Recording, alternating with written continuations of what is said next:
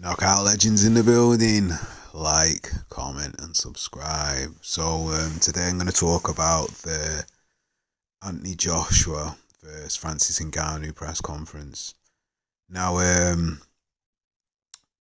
Turkey Al Sheikh had a few words to say, and he was pretty adamant in what he had to say and forthright, and he threw actual shade on Oscar De La Hoya, which was funny. When asked about Oscar De La Hoya, he just required, I think he quipped, yeah, we'll see. We'll see Oscar. Basically, you're not part of anything, so it don't really matter what you say. But anyway, his vision and his idea, whether it's good for boxing or if it's bad for boxing, the question that needs to be posed, I suppose, by everyone. The money talks, and the idea and the framework works because the Saudis are trying to get into the boxing market. They're trying to get people to come to Saudi Arabia, and they want people to basically ingratiate themselves in the city, travel, become part of a tourist part of the city, and just enjoy and experience Saudi Arabia. And if boxing can bring that there, then by all means, that's what they're going to do. Now, in some aspects, people think that they're going to be spending a lot of money, but it seems that when it comes to business, they are very savvy. Because if you look at the football side of things as an example, with them going into football and buying certain Premier League clubs, they've turned them into franchises and have made money. And obviously, once the framework for the establishment set up and they've got the teams running how they want them to run, and they're successful, the money what generates from ticket sales, from merchandise, from all the other things goes back into the club, and it either goes for the transfer budget, and it just goes to strengthen the team and make the team better. But obviously they're generating money through other means as well, like expanding the stadium, seats, all that other type of stuff. But what I'm saying is they have a blueprint, and when they have a blueprint of how they want to do things, it seems to work out and they make money. So it's not a bad thing. And I think with this Riyadh season, they are throwing a lot of money at things, but it's getting boxing and eyes of boxing on the world of Saudi Arabia. So by holding the events there, they're controlling the best fights, and they're making it become basically the one-stop shop where everyone comes for the biggest fights. Because like, if you're getting everyone from all over the world, media-wise, and like the biggest stars going there, then you're gonna make money in some way or another. It's only a matter of time, and maybe it's just another way of generating business, because networking is another form of business as well. But anyway, back onto the press conference. So Frank Warren had his words, and it's pretty refreshing seeing Frank and Eddie on the stage. It's like the best of friends. Isn't it funny what money can do? Money can make people become the best of friends.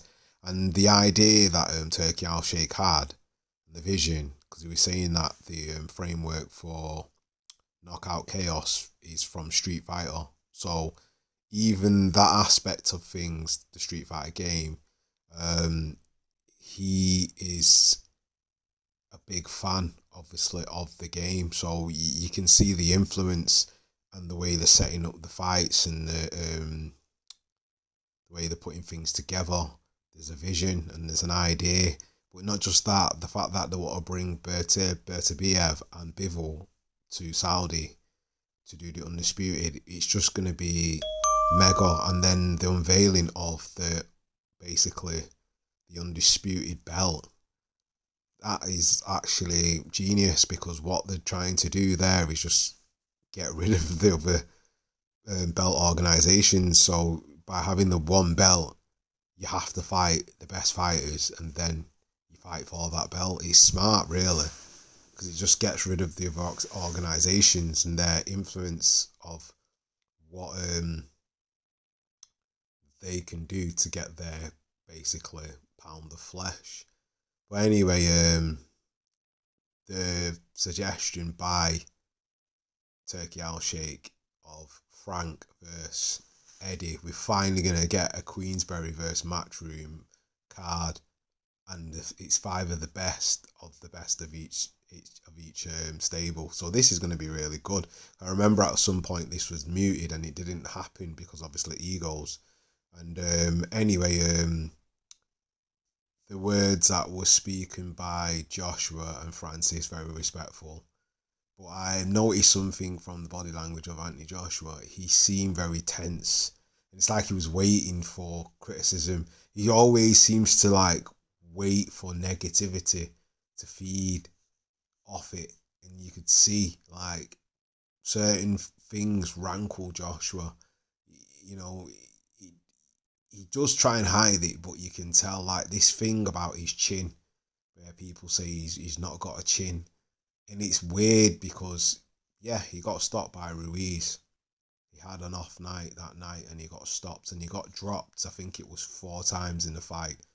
And then the fight got waved off. And then people say, no, his chin's weak. He's got no chin. He's got no chin.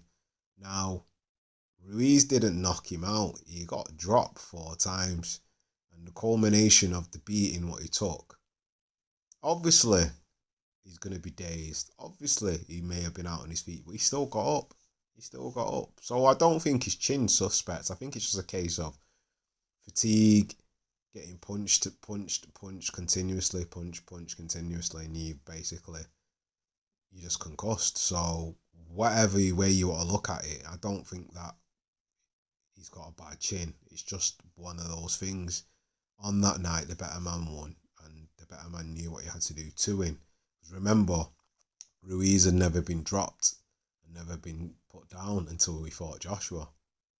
And Joshua got greedy and arguably went for the knockout and it backfired, but that's how boxing works. Things happen and styles make fights. But anyway, this suggestion that he's got a weak chin, I don't agree with it.